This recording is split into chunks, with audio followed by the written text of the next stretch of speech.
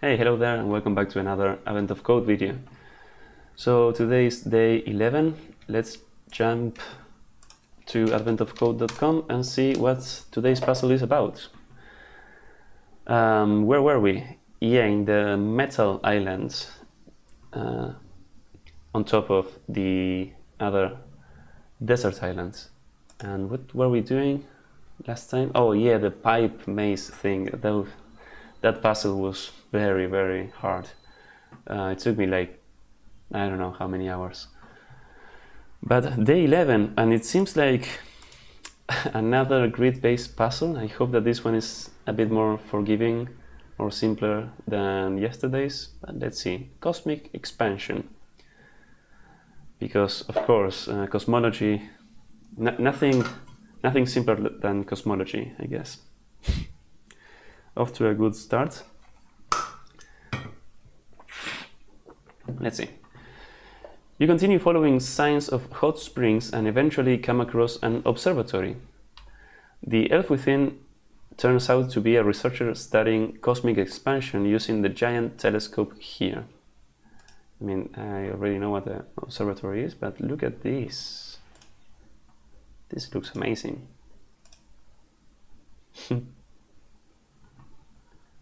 Neat. He doesn't know anything about the missing machine parts. He's only visiting for this research project. However, he confirms that the hot springs are the next closest area likely to have people. He'll even take you straight there once he's done with today's observation analysis. Maybe you can help him with the analysis to speed things up? Of course, we always are here to help. The researcher has collected a bunch of data and compiled the data into a single giant image, your puzzle input. This image includes every space, a dot, and galaxy, a hash sign. For example, this thing. So a giant image is our input.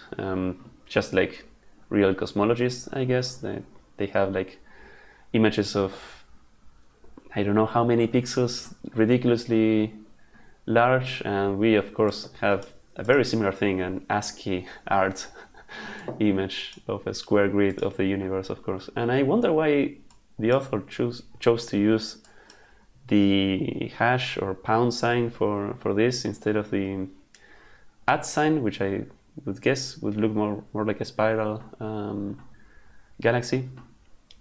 Anyway, the researcher is trying to figure out the sum of the lengths of the shortest path between every pair of galaxies. The sum of the lengths of the shortest path between every pair of galaxies. However, there's a catch. The universe expanded in the time it took the light from those galaxies to reach the observatory. Sure, yeah, so I guess there will be like redshift or something.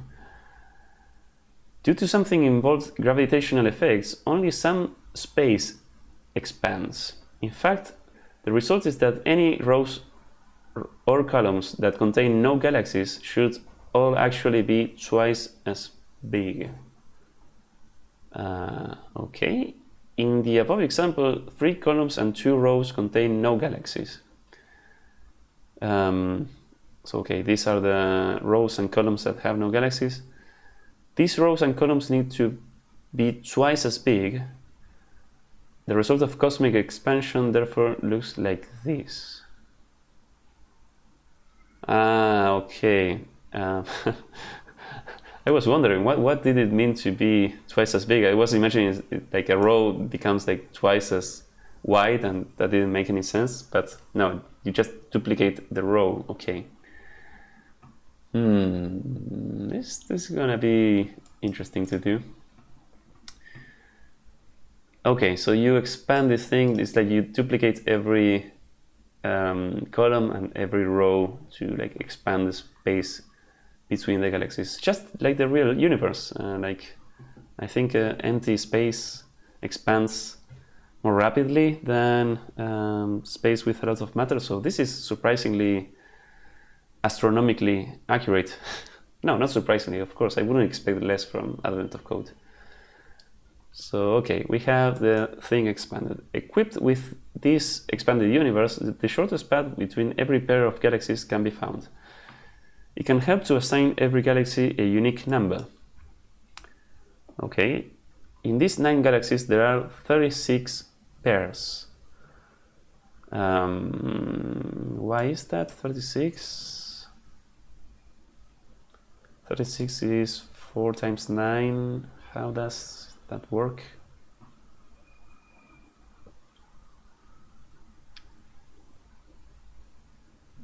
Only count each pair once.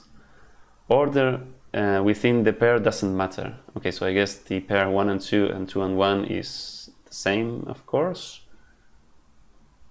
So why are 36? So imagine the first galaxy and the pair of the first galaxy with all the rest will be 8 pairs. Then the second, okay, so yeah, you would have 8 times 9 pairs, but you're counting twice, so you have to divide that by 2, so it is 4 times 9 then, which is 36. It makes sense. For each pair, find any shortest path between the 2 galaxies using only steps that move up, down, left, or right exactly once. Exactly 1 dot or hash at a time. Shortest path between 2 galaxies is allowed to pass through another galaxy. For example, here is one of the shortest paths between galaxies 5 and 9, and it's like a diagonal. This path has length 9 because it takes a minimum of 9 steps to get from galaxy 5 to galaxy 9, the 8 locations marked with a hash sign plus the step into the galaxy 9 itself. Here are some other examples of shortest path lengths. Okay, but I find this a bit confusing. Isn't this the same as going like straight up and then left, like the taxi cab distance between these two? Like if we count 1, 2, 3, 4, 5, 6, 7, 8, 9, yeah. So this seems a bit misleading. Like it talks about shortest paths, and maybe it makes you think about using a shortest path algorithm, but it's actually just a very simple, how do you call these things? Well, like the taxi cab distance. It's like the normal distance, but instead of squaring things up, it's just you just add the y difference and the x difference, and that's it. So I think that's the case. In this example, after expanding the universe, the sum of the shortest path between all 36 pairs of galaxies is 374. Expand the universe, then find the length of the shortest path between every pair of galaxies. What is the sum of those lengths? And the input is, well, a big image. Okay.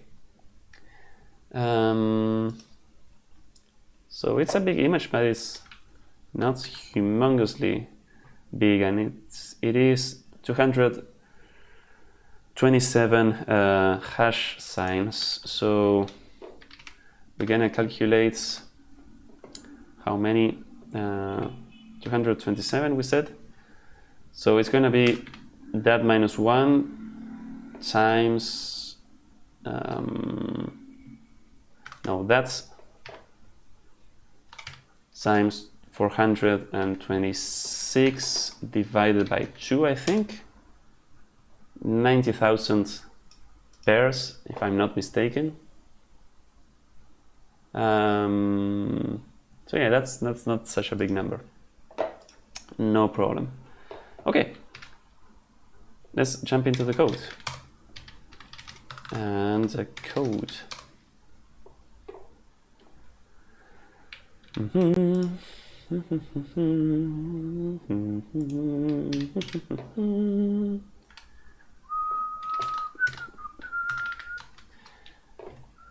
Cosmic expansion. That's what was the title, right? Yeah. Okay, let's also copy the input folder, which I have a lot of them opened. This thing, copy, it's going to be named 11. and the inputs, as usual, is going to be this. Our sample is triple click is not so trivial to do. And our answer for part 1 for the sample should be this. Okay. Let's open the source code, close this, close everything else. And let's think. Okay, first we need to expand our Interlude universe. That is nice. Actually, let's take a look at the sample. So how are we going to do this? I think we're just going to have like a square grid of numbers. Let me think, actually. Let me think.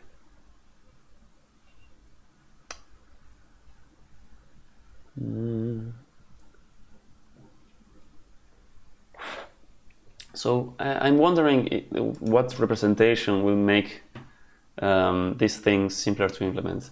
Using like a square grid, like a vectors of vectors, two-dimensional grid with all the elements, and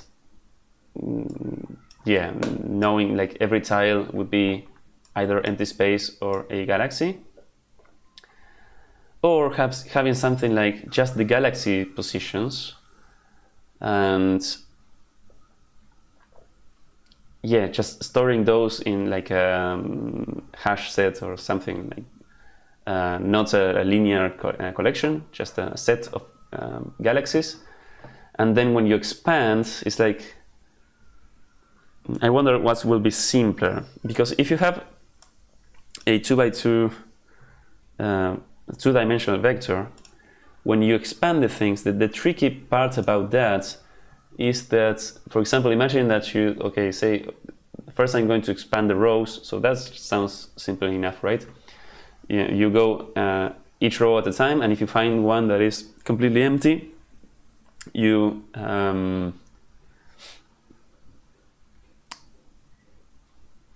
you duplicate it, so you insert a new row there in the 2D vector, but then it's like you want to keep iterating. So if you are iterating by indices, it's like the next index now is going to be like the duplicated thing. So you have to remember to like skip one more, and you're going to shift a lot of things while doing so. Another alternative is going backwards from the last to the first one. So when you find one to expand, you insert another one empty there, but your index will still be valid. Like you have to decrement only by one and keep going. So maybe that makes more sense to do. Going backwards for the rows, and I guess for the columns it will be the same thing. Okay, that would be the idea of expanding the universe as a 2D vector. But if we had just the set of positions of galaxies, then how would we do this? Okay, we would have the positions of the galaxies, but then we would also need to, I think, take a look at the grid to find which columns are empty and which rows are empty.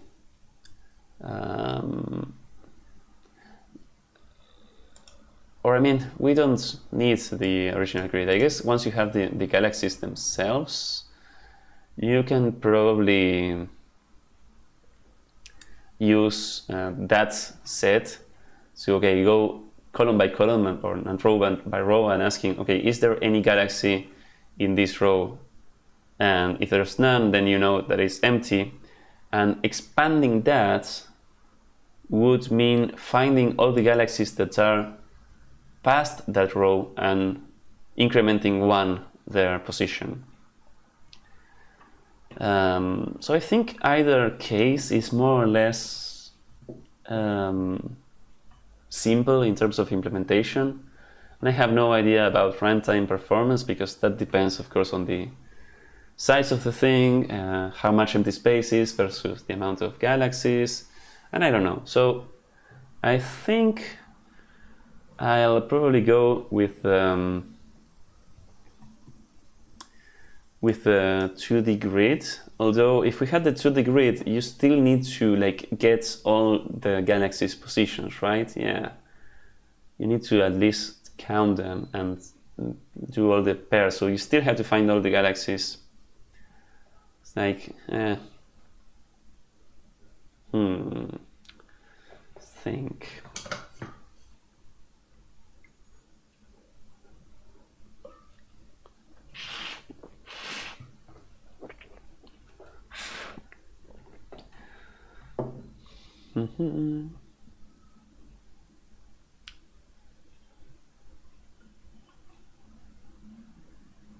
What else could we do? I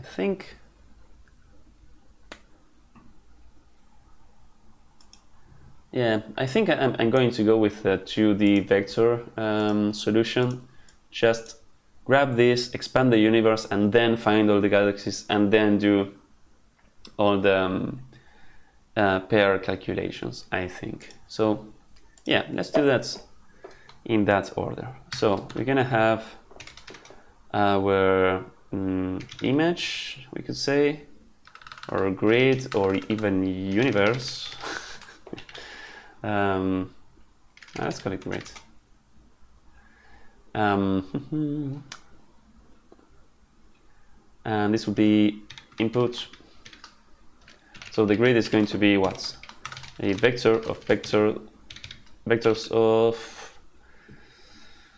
we could have just booleans, I guess, right? No problem in doing that. Like false would be empty space, and true would be a galaxy. This could work. Okay, let's do this, and then we can think about refactoring later.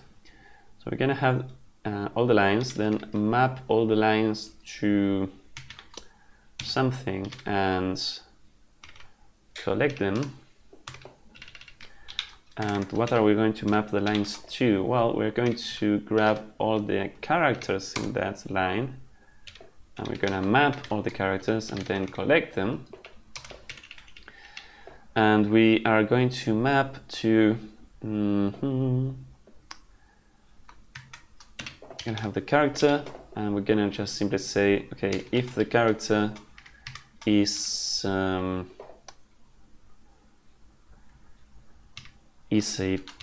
hash sign, then this is, I'm just going to ask if it is, that will be the condition. If it is the pound sign, then it is a galaxy, otherwise it's empty space.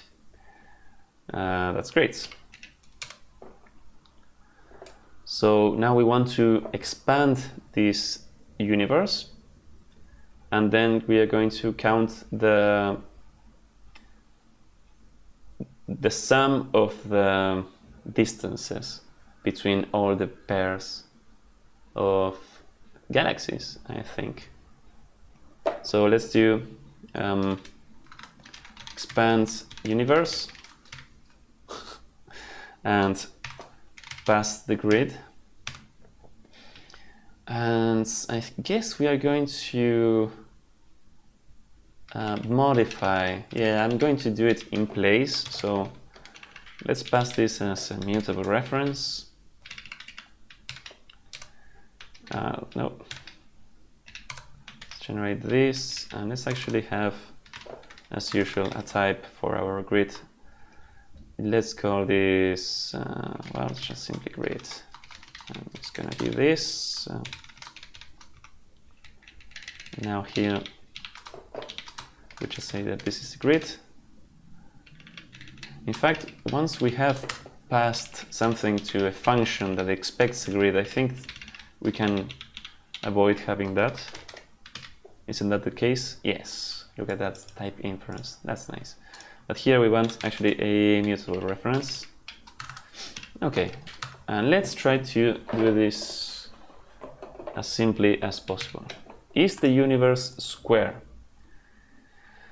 We are in column 10 and there is also 10 rows, so this image is square, although let's not assume that. We were beaten by that in the previous puzzle, so let's just say let height be the grid length, and let width, it's going to be the grid 0th length.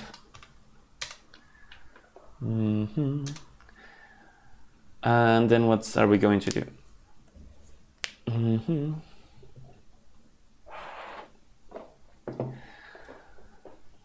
I think I want to go like backwards for all the rows and then backwards for all the columns. So let's sketch that out. For say y in let me think. We want to modify the grid, right?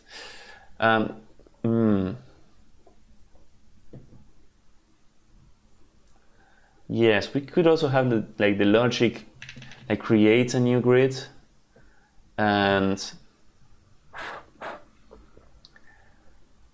go for each row and push it onto the new grid. Yeah, that may sound even simpler. And if the row is empty, it's like you just push it twice. Although then for the columns, you're going to do something quite different, right? You will need to modify it in place, I think.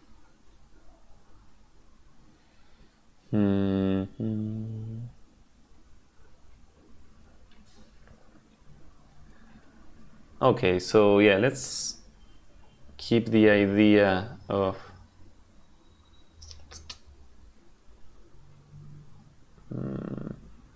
I'm just thinking about this. What is the best idea?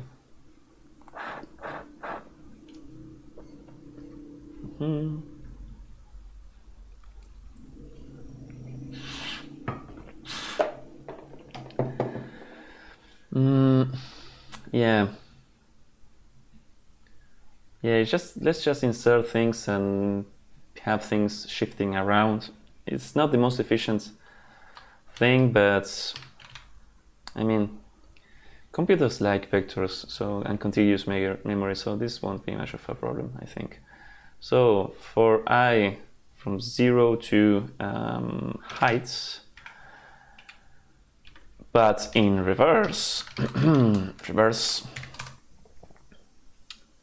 we're gonna have all the rows, right? And I want to ask if the row is empty, then insert a new one at that place, and that's it.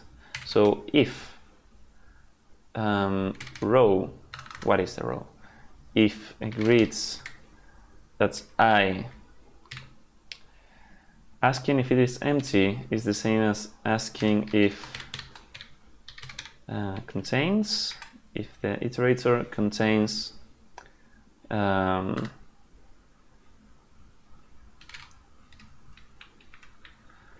if it does not contain true, then it's empty,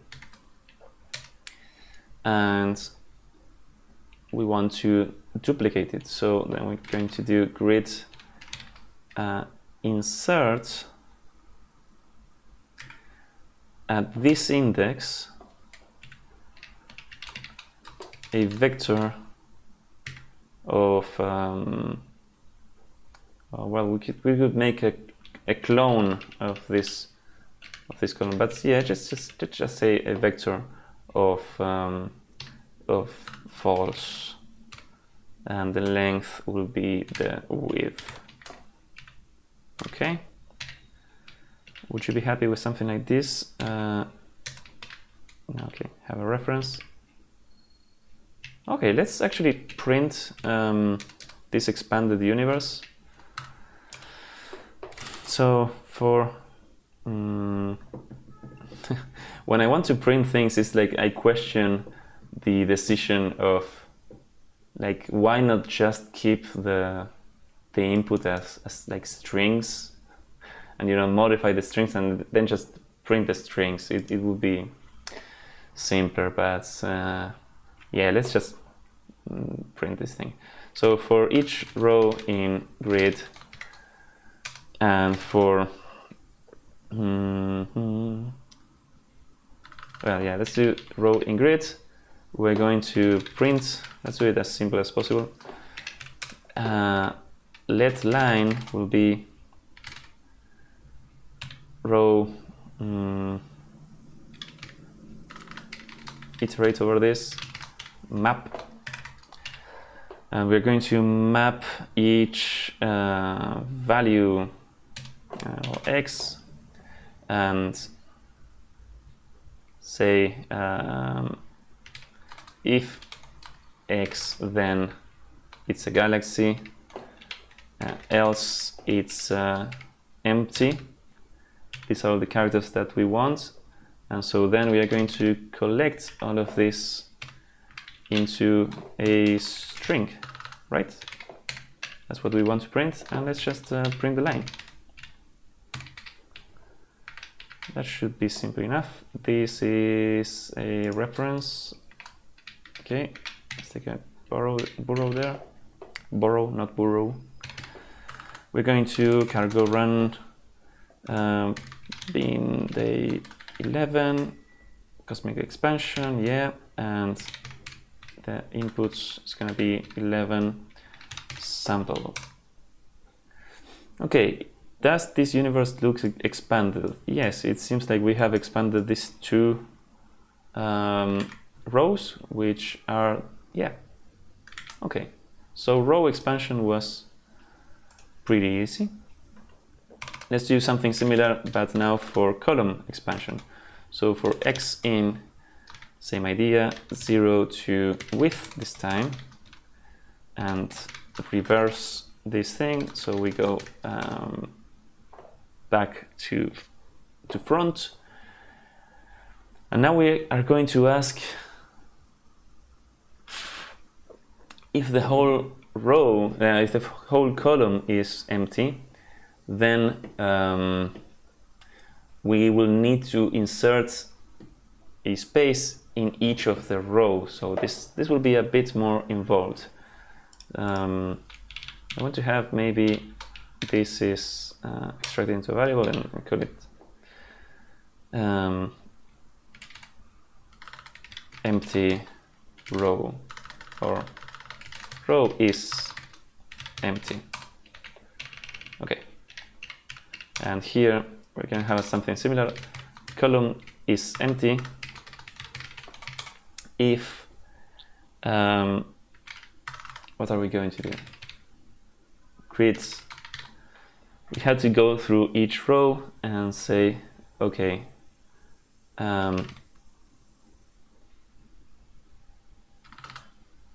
we can do something very similar. We can map to row x, and then ask if this iterator contains. Oh, is the contains in. The contains comes from itertools. That's interesting. I would have expected like Rust to have this. So we are already using itertools here. That's neat. This is something that I would have expected the standard library to have. So if it doesn't contain the whole column doesn't contain a galaxy, the column is empty. So we're gonna say if col is empty, and what are we going to do? For each row in the grid, we're going to insert at x an empty space. So it needs a mutable iterator here, and it's called iter_mute. Okay, so with that in place now, if we expand the universe again, we now have also the columns expanded, it seems. This kind of looks like the example here. So I think the expansion went right, and this is not too bad. It's actually pretty simple, I think. Is there a way of, I mean, no, this is fine. Yeah, this is fine. Okay, we have expanded our universe, and now we need to grab all the pairs of galaxies. So we have to know where the galaxies are, and then measure the distance between them.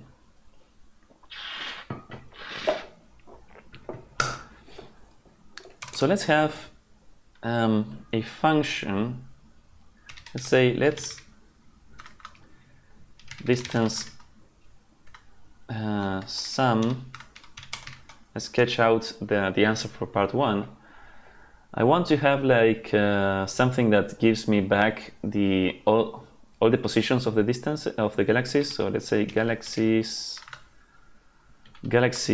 positions on this expanded grid now. By the way, I am expanding this grid in this problem, and I also did the same on yesterday's problem, but in a very different way. And by the way, yeah, I remember now. This solution that I did of like expanding all of the pipes into like a drawing of like a vertical pipe into a drawing of like 3 walls and a 3x3 like super tile, and doing all of that for them doing a fluid feeding. I mean, it worked, but it was a pretty complex solution.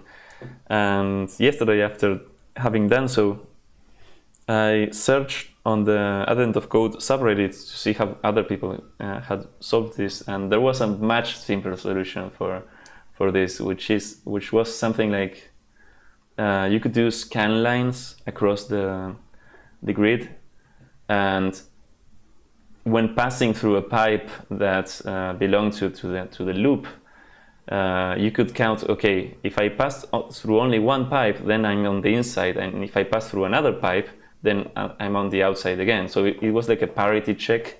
With some edge cases, you still have to take care about like corners and things like that, complicated things a little bit, but not so much. And it was just much more direct, and I felt a bit stupid for not having thought about that well.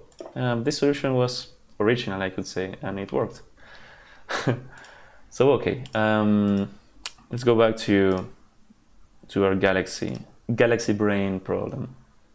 So we'll have the galaxy positions, and let's assume that this thing is an iterator. Let's actually sketch out this function. So this is gonna take a grid, and is this going to be an iterator, or is this just going to be a vector of positions? Let's just say that it's a vector of positions, something like this. Why not?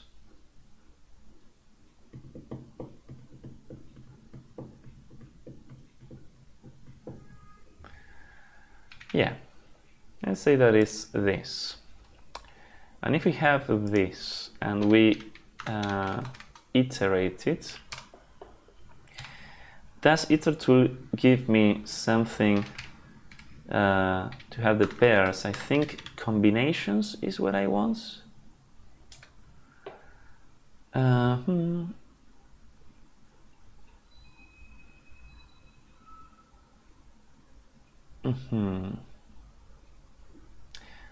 Yeah, it gives me vectors of things. Interesting.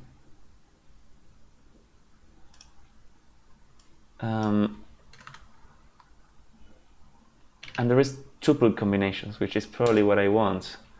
But I don't know if this will be...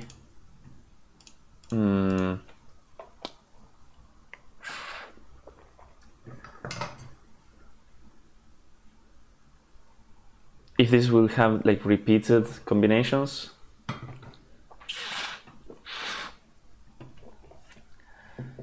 So we can just count this maybe. Let's count all the combinations that there are of size 2. This thing doesn't take the size like that. I think it is from a type parameter, so let's pass in a type parameter and say, okay, I want tuples of size 2 and something like this. Okay. So let's say that this is pair count and I want to know how many pairs there are. So pair counts, sure. And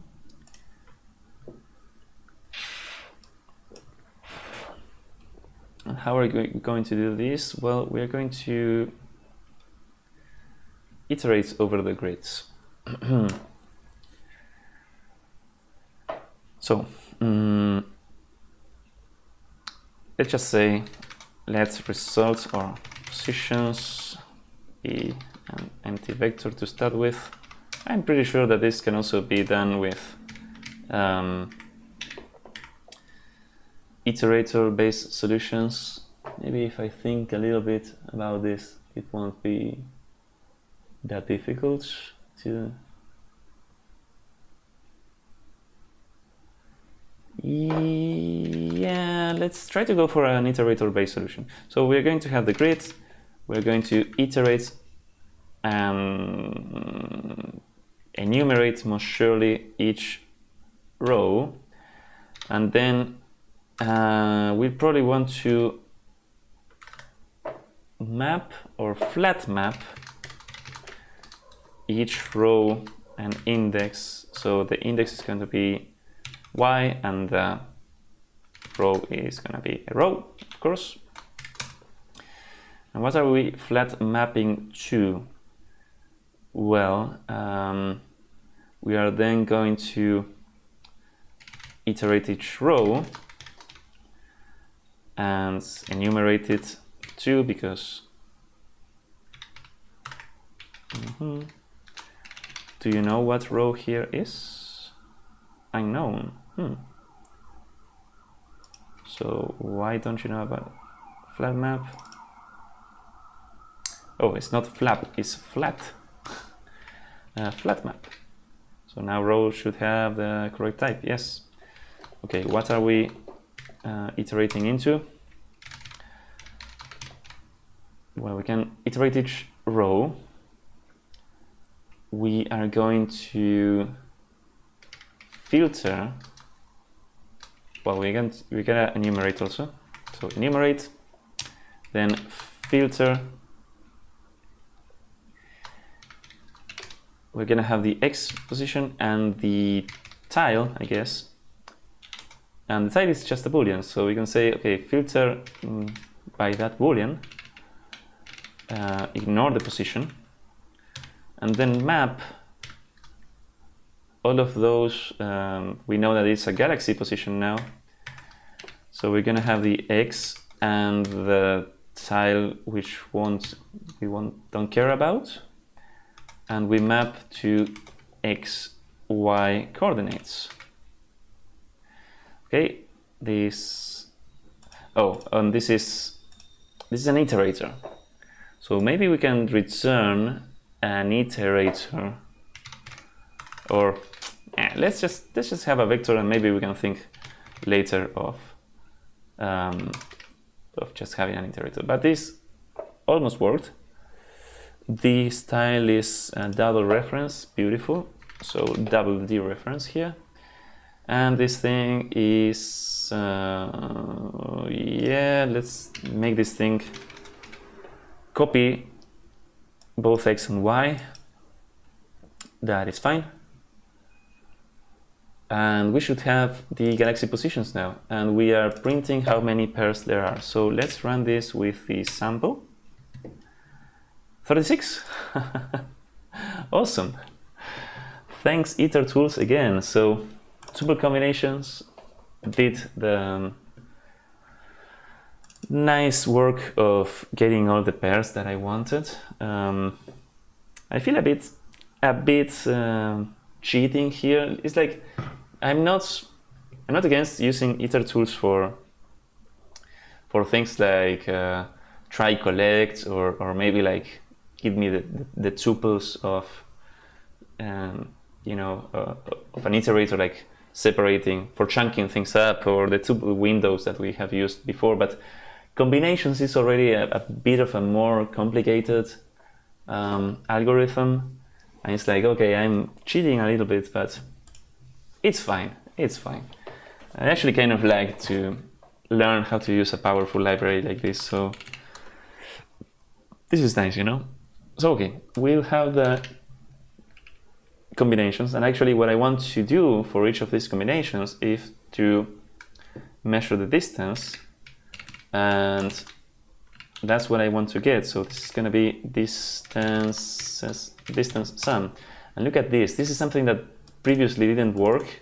The rename of a variable didn't affect the printing, like this kind of macros, but this was very recently fixed by the Rust Analyzer project. The Rust Analyzer is the language server that takes care of these things, and this now works, and I'm very happy about that. It's something that I have stumbled upon many times, like renaming something and it's not working for the macro, but now it works. So kudos to the Rust Analyzer team for implementing that. So okay, what do we want to do for this distance? And we want to calculate the distance between pairs of positions. So we're going to have the combinations, no need for the explicit type parameter because we are just going to map. And here we are going to have a 2-element tuple, so it will be able to infer that. And the 2-element tuple itself contains 2 elements, so this is going to be x1, y1, beautiful names, x2 and y2, so the 2 points. And how do we do the difference?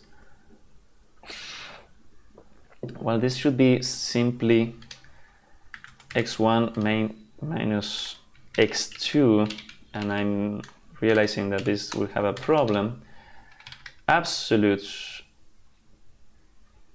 Oh, there's an absolute diff. Cool. Isn't there? There. Look at this. This is so cool. The unsigned integers don't have an absolute value function, because why would they? They are already positive or non-negative, should I say. So it doesn't make sense, and it would be bad to have this or confusing.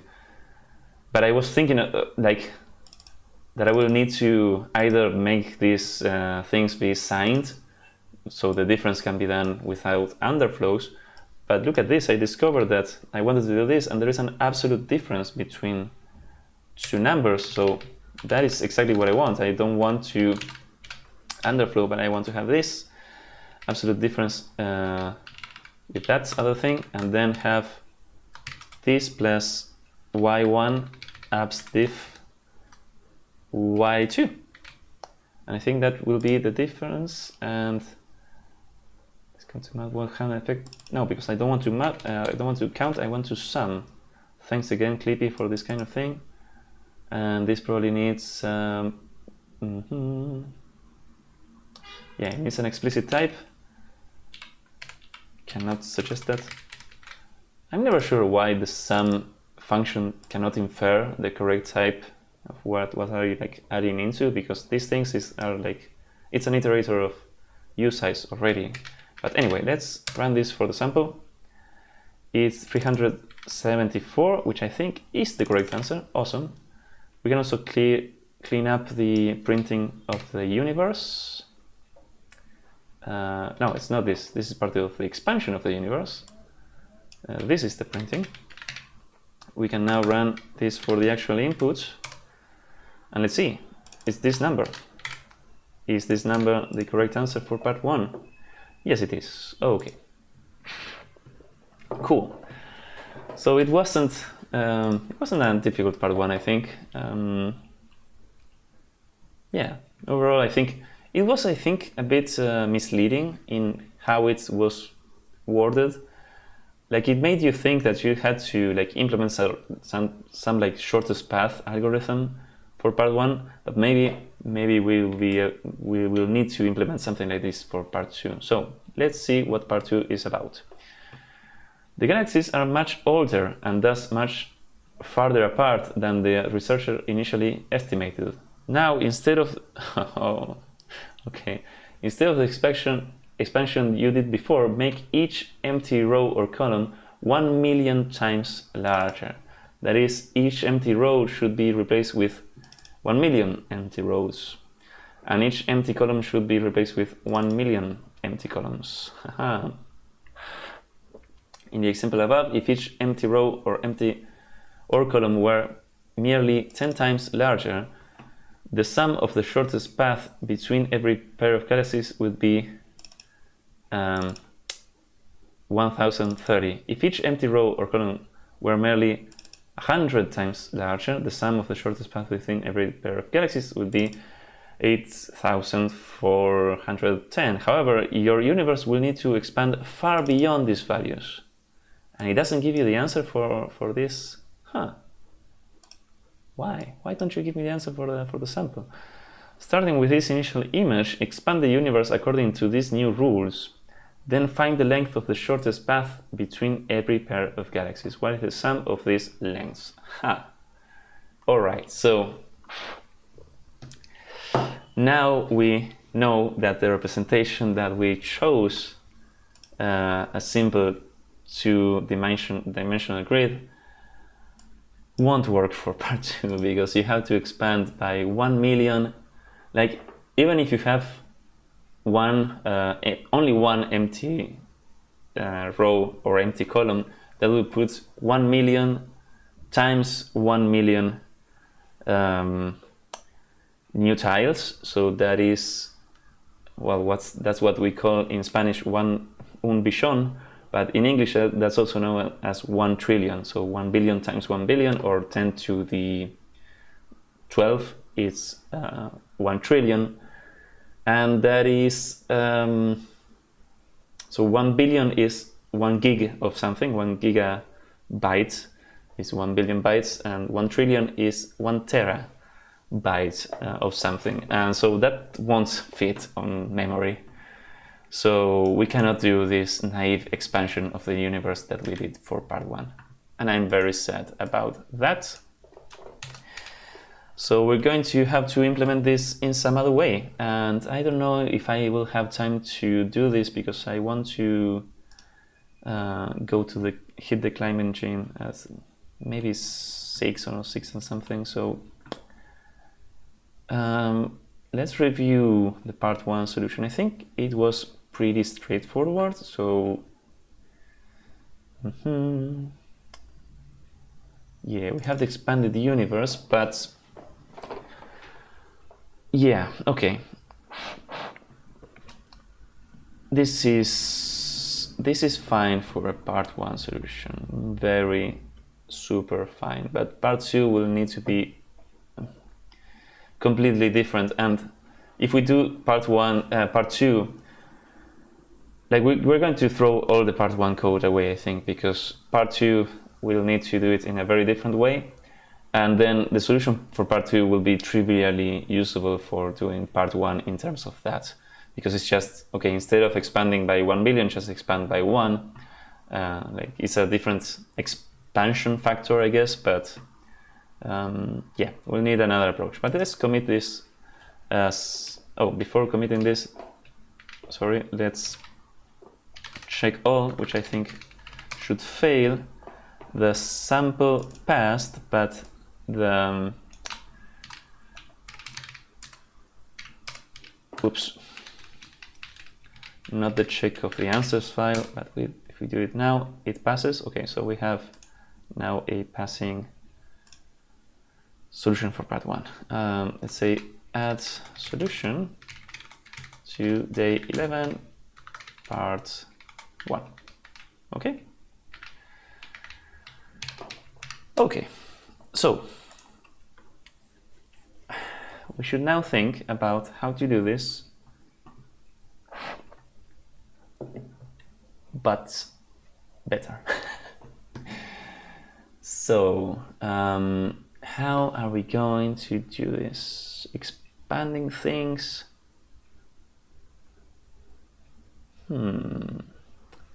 I think actually some of this is not, won't be too different actually. The for loops here and checking if a row or column is empty. What's going to change is what we do when we find those.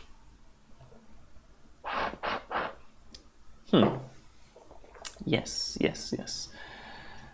So galaxy positions is giving me back a vector. Actually, I think actually quite a few things from part 1 can be reduced now that I think about this.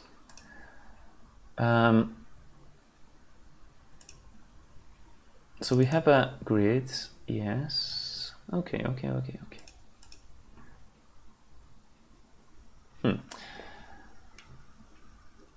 Let's do something. Let's, this is the grid. Yeah, I once modified that. The expansion, however, will be different. I want to like extract this into a function that takes like the expansion factor and then call that for part 1 and part 2. But before doing that, like let's rewrite part 1 solution to like not do the expansion in place, like in this grid. So we're not going to take this as mutable, and I think I'm going to extract this galaxy position into a variable because we can reuse this pretty nicely. Galaxy positions, sure. We're gonna have this first. Galaxy positions, and we can rename this to just find galaxies. The grid, I want to call it something different. It's no longer going to be just the grid. It's going to be like the image that we have from the observatory. Yes. So this grid, let's call it image, and we can also call this thing image. We're not going to expand the image. The image is just the data that we had at the beginning. But what we are going to expand is the galaxy positions. So this is what we are going to expand. And I wonder even if it would make sense to have the galaxy positions in some other data structure instead of a vector. Like maybe we can have the galaxies indexed, like 2 different indices for the galaxies, like they're indices by X position and by Y position. That could even be better. But let's keep it like this. I don't want to think that much about like algorithmic complexity now. We just know that expanding into the image itself or the original grid would be impossible. Now, actually, I didn't try that out, but maybe we can do it and run out of memory. which I'm sure won't be a problem for the recording, right? So if we stash this thing, we go back to the part 1 solution that we had, and instead of doing, okay, just insert once, we're gonna insert 1,000,000 times. So just do this 1,000,000 times. Sure, no problem with that, and we're going to do that 1,000,000 times also for the columns. Surely this won't be any problem, right? So if we run this with the sample, I think I'm going to be prepared to kill this process if it goes. So it's running now. I hope it doesn't kill the recording, but it's not ending. And does the memory go up by a lot? I'm not seeing that. So, I mean, finding the empty ones shouldn't be a problem. But maybe it's taking a lot of time to do these insertions. I thought that we were going to run out of memory like right away, but if we see the system monitor, GNOME software is Rust Analyzer is also taking a lot of memory, OBS of course, but not this thing. If we find Cosmic Expansion running, 11 megabytes? What's going on? Huh. Weird, but it's not finishing. So I'm not sure what's causing this to not just eat all my memory. Maybe it's taking a very long time because it needs to shift things around a lot. And that takes more because, yeah, it is a quadratic operation, this, so maybe that's the problem, but anyway, it's not finishing. So either because we don't have memory or because we don't have time, in this case, we are not finding the answer. So let's discard this and let's stash pop and continue doing what we wanted to do, which is to move the galaxies around. So in order to expand the universe, we're going to pass the original image and we are going to pass the galaxy positions as a mutable reference. So this is going to take a mutable reference to yeah, let's say a vector of whatever this thing returns. This. Okay. And oh, I don't have a name. This is the galaxy positions. We could even call this thing galaxies. Yeah, why not? That's the only galaxies. Okay. It's a vector of positions. Yeah. Be consistent here and call this thing galaxies. Beautiful. And now we are going back to front. I think that still makes sense to do, I think. Or we can go front to back too, I think. There won't be a problem with this now. Yeah, I think there is no problem of going back to front now. So if it's not needed, I'm not going to do something that is more convoluted than necessary. So we know that this row is empty. We're not going to expand the actual image.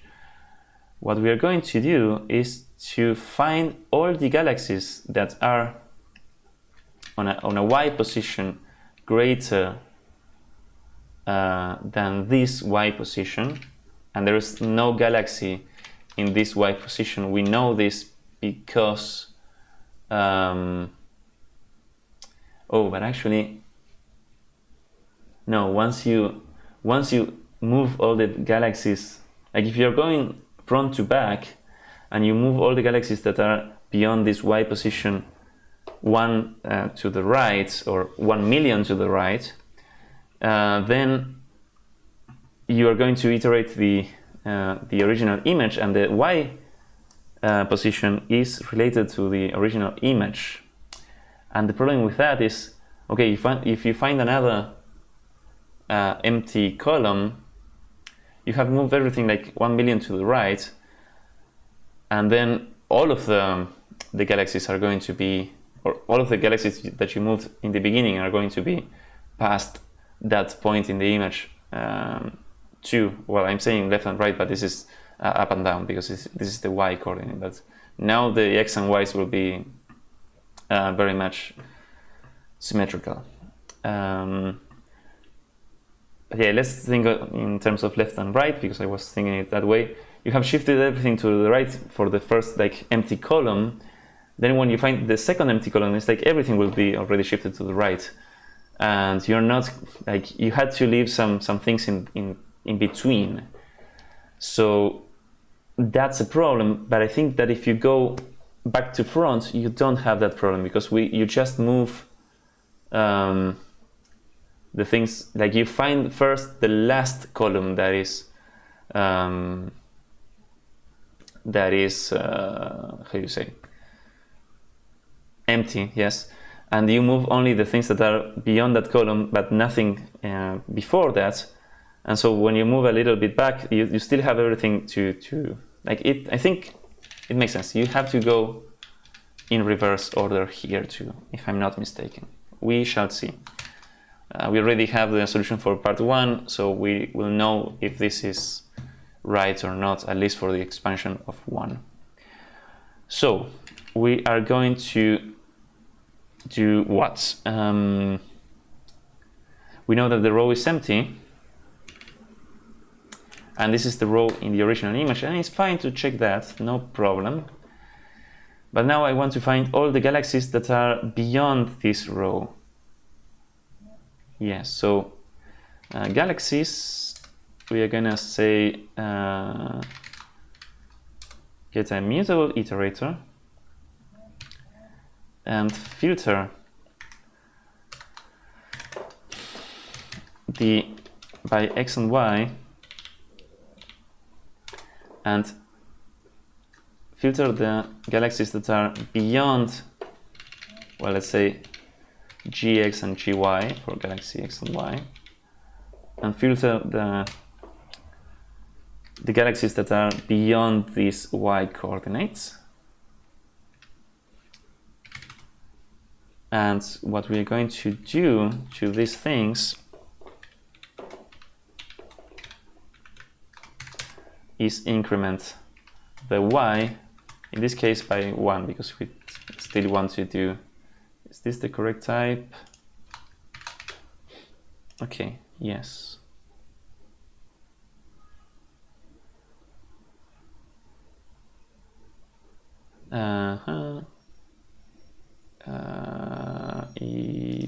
Just do this. Okay, and now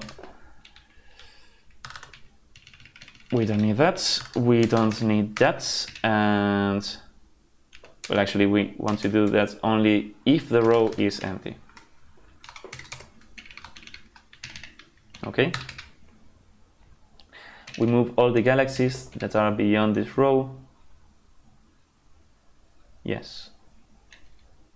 We increment by 1, yeah, the y coordinate. I think that's it for the expansion of rows. And now let's code the expansion of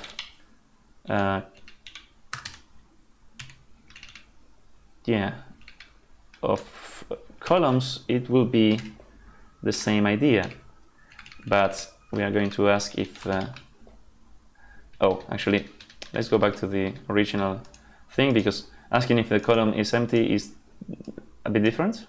It needs a more convoluted code, but then what we're going to do inside is basically the same, but for the other coordinates. So for x and whatever y, actually let's call this thing galaxy Y. So gx, we're going to increment this, and we're going to find the galaxies that are which x position is beyond our column x. Okay, I think that is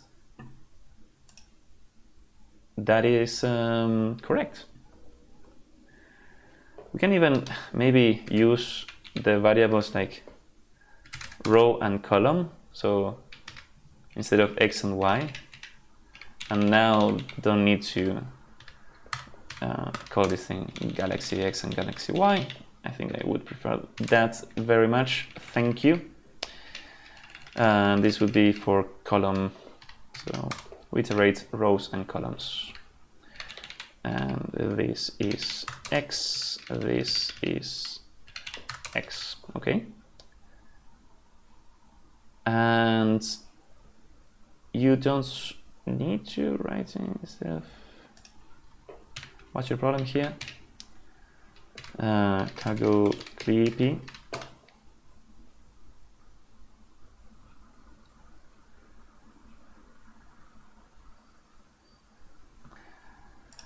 Oh, we can pass a mutable slice. Sure. That's what you want.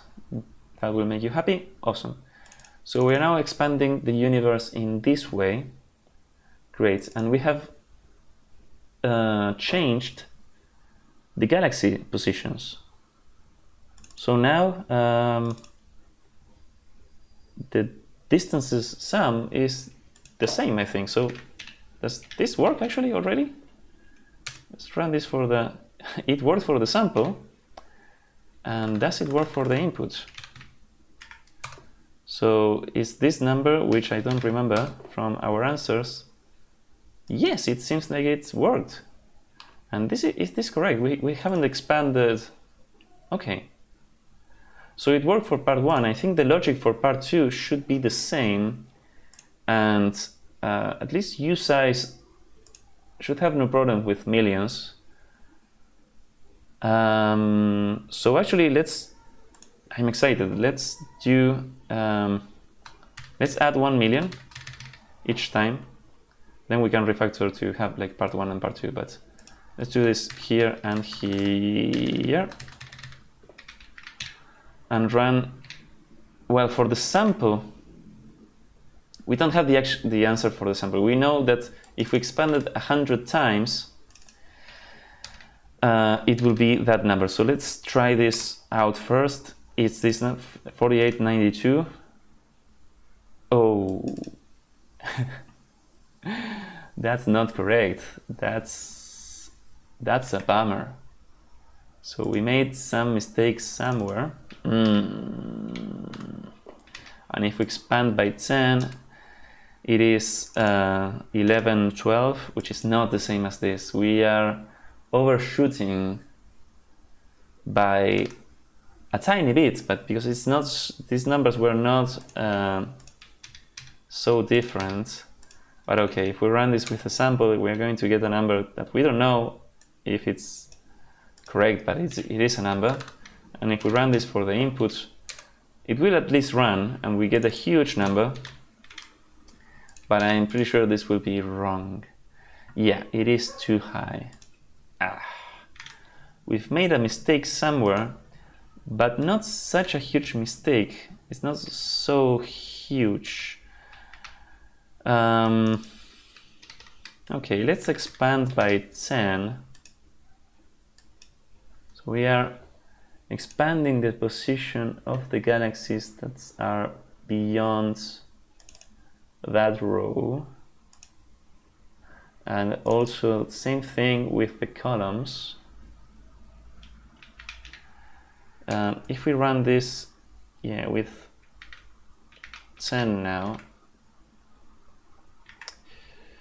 and then we are calculating the distances, which I think the distances should be fine. Like that didn't change, and that worked for part 1. And actually, like if we do only plus 1. This works, right? Like this pass all the checks. Yeah. So there is a problem of doing this. Are we adding...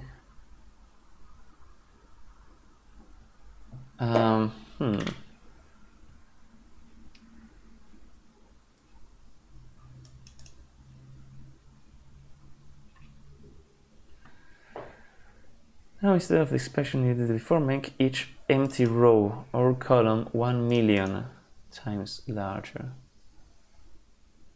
1 million times larger. So wait, it's 1 million times larger, but not...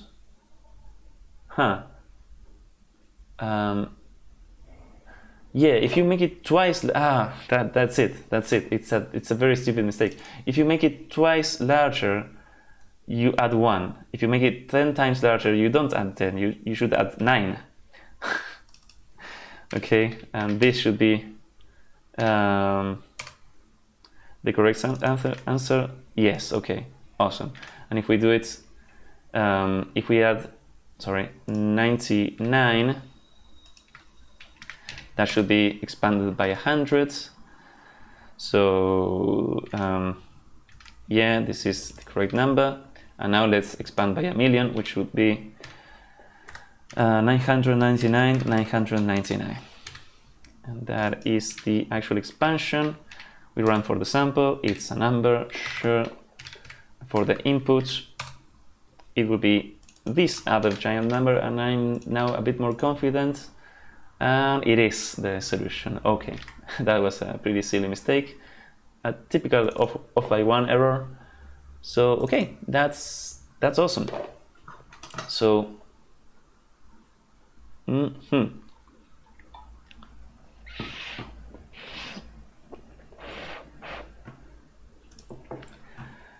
we have the part 2 solution. So this thing will be the part 2 solution for the... Whoop. Oh, can I type for the answers here? So this is my part 2 solution. And for the sample, it should be this. So sample out for the 11 should be this. So now we want to print both part 1 and part 2, and we will be done for the day. That was pretty quick, actually. Awesome. So the image won't change. What I want to basically extract is this thing, which we will call extracting function. This thing will receive the image, and it will return, yes, a distance sum. We can inline this variable, that's variable, so because this is what we want. Expand universe. Yeah, takes the image and the mutable galaxies to expand, sure. Here we're passing this by reference, that's fine. This will be the answer 1, and then answer 2 is basically going to be the same thing, but we need a different scaling factor. And this thing will be called what?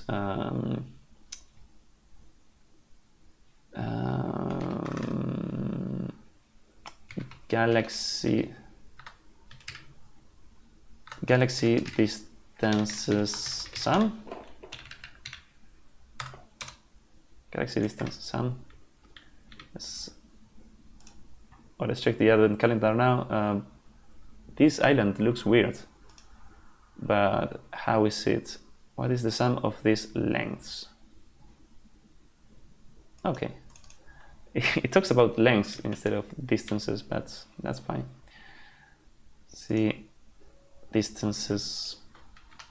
I think galaxy distances sounds better. Sum. And yeah, what we need to pass also is like the different scaling factors. So I think I want to say either 2 and 1 million or 1 and 99, all the 9s. But let's respect what the description talked about. So galaxy distance sum. So let's call this expansion factor, and let's make this we are working everything with usize, which I guess is kind of fine because we are using this to access the image, yeah, and then we are comparing, so it's fine. It is fine. Let's use usize for basically everything. Here we don't need to take a reference, neither here, but the expand universe should have this, and let's pass in the expansion factor. So we're gonna replicate this on the expand universe code. Okay. And now here we are going to add the expansion factor -1, basically, because each thing will be expanded by that. It's the same as doing like 1 dot row times that expansion factor. Yeah, makes sense. Makes sense to me. So if we now run for the sample, we get the 2 answers, yes, and we can check that this all works, and it does. Awesome. And it wasn't too difficult, I think. I was a bit worried when part 2 came along, and I thought I would need to change a lot of things, and it would be quite difficult to think about, but it wasn't that difficult. So we have the 2 answers, we print those 2 things, and we say, okay, in the end, this is sort of the main function. We have a type for the image, which we can move here to the top. And we also have like a type for, oh, interesting. This is, yeah, a mutable reference to a slice. Makes sense. Find galaxies. Yeah, this makes sense. For some reason, I kind of want to pass the galaxies as the first argument here. Like it's not important, but I feel like, okay, the main thing that I'm changing there is the galaxies, and then the image and the expansion factor are like data that we process. But this is like the thing that I want to change. So I think that this is the most important argument for this function, so it can go first, or should go first. Then these 2 loops are quite symmetrical, except in the way that how we calculate if either the row or the column is empty. This is a bit different for these 2, but all the rest is fine. And the find galaxies is pretty fine also. I think actually like a nested loop would have been simpler, but that works and it's fine. The last thing that I want to consider is, would it make sense to use like 64-bit explicit 64-bit numbers for this thing instead of usize? Because well, working with usize wasn't actually that problematic, because this absolute difference method exists here. And if we used 64-bit numbers when accessing the image, I think, or when comparing the galaxy position to this row, we would have to convert one to the other. So yeah, that would be the only problem that I could think of, but that's not really a problem. So let's leave those in. It's like I don't really like working with. I don't like it so much working with numbers that don't have like a specific size. I would prefer to say, okay, these are like either 32 or 64-bit numbers, and have like a specific limit in mind. And usize, like for my machine, this is 64-bit, but you know, I don't like to leave this unspecified, really. So I'm kind of tempted to actually use 64-bit numbers for this thing. So let's try it out and see what happens. So all of these, I think, will be 64-bit numbers, and this doesn't like to be collected because we are enumerating here. We can change this enumerate to the trick of using zip 0 onwards, but it changes the order of things. And then here we're gonna have tile and X, and here it's going to be the tile and X, and all the rest remains the same. And then when here the row and column, they should be usize because we are accessing the image with them, so that's fine. But here, let's convert this to a U64, and same thing here. So yeah, this conversion is kind of explicit, but I think I do prefer this. I prefer to have like more explicit sizes for my numeric types. This should still work, and it does. And that's it. I think that will be our final solution for today's puzzle. So at day 11, part 2 solution. Okay, and before I cut this video, let's remember to generate a little toilet thumbnail. So this will be AOC day 11.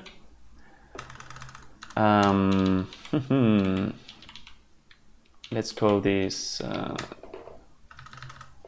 Galaxy Brain Expansion. Galaxy Brain New Line Expansion. Beautiful. Actually, I want to have this on the other side. Let's generate this. Yeah, those colors look better. Data and Galaxy Brain Expansion. Cute. And let's show some of the code on the other side. And there we go. The solution was actually pretty simple, at least compared to yesterday's puzzle. So yeah, that will be it for today, I think. So see you next time, I guess. Bye bye.